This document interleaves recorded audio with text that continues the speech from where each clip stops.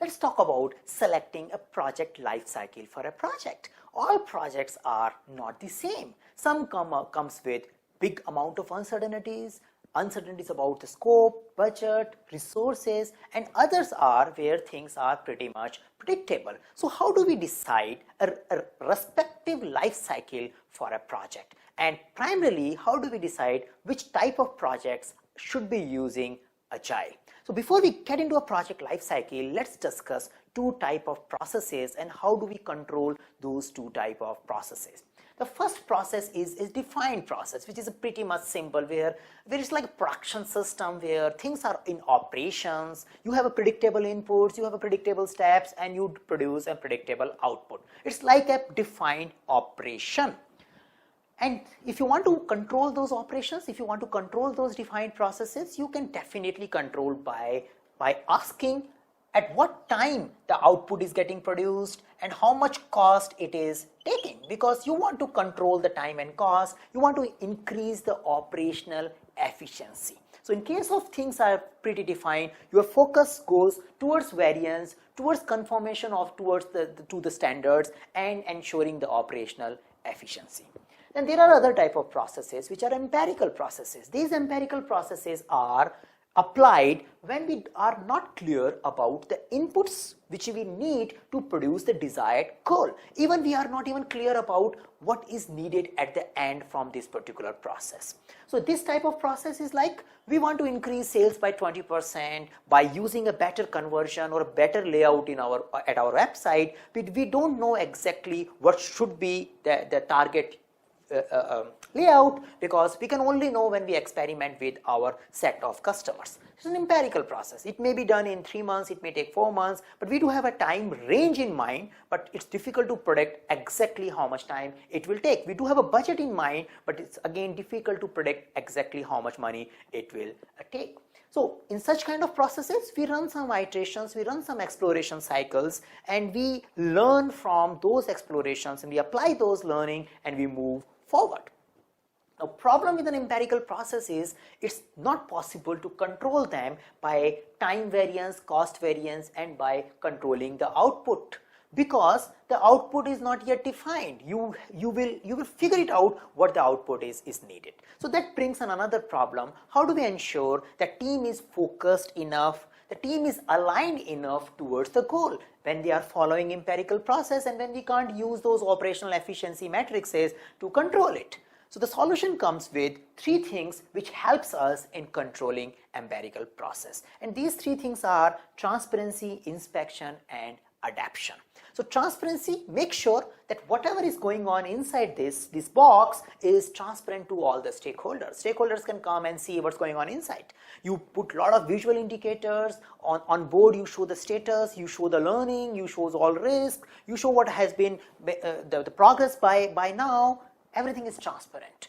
Then you can't just rely on that at the end of the project we will have successful product. You need to have a process which helps us in inspecting and adapting. So unlike a very defined process where things are driven by historical database, because you have been doing it for a while, in case of an empirical process, the learning is coming primarily from your project only. Your project, your activities are the one which are generating the required data which can be inspected back and adapted and corrected and produce better output. So empirical processes are controlled by transparency, inspection, and adaptation. And whenever we talk about Agile, we primarily look at that, do we have an empirical problem to solve? Do we have to follow an empirical process? And if the answer is yes, Agile makes the perfect sense. If the answer is that we do have a goal, but we don't know what all it takes to achieve there, we do have a direction, but we need to iterate, explore, and then figure it out, are we going in a right direction? Agile makes the right choice. Now, if we look into dimensions of scope uncertainty and tools uncertainty, because usually in software development projects, the uncertainty is coming. Either we don't know the requirement, which is most of the time we don't know. Even if we think we know, it's a myth. And many times we even don't know our team. We don't know how productive they could be. Even we don't know a lot about the technology which we are going to use in a given project. So if I put these 2 dimensions in place, that I have one dimension which talks about how uncertain the how part is. So the amount of uncertainty I have in my how part, tools, teams, etc., and amount of uncertainty I have in my what part, scope, etc. So if there is no uncertainty, there is very less uncertainty in what as well as how, we can follow a predictive life cycle. So predictive life cycle in a project management indicates that things are pretty much predictable. You do have a baseline data which helps you to estimate well. You do have a baseline data which helps you to estimate and allocate work well. You do have a baseline data which tells you what to do next. And finally, a predictable output which can be accepted by the customer as well as understood well by the producer.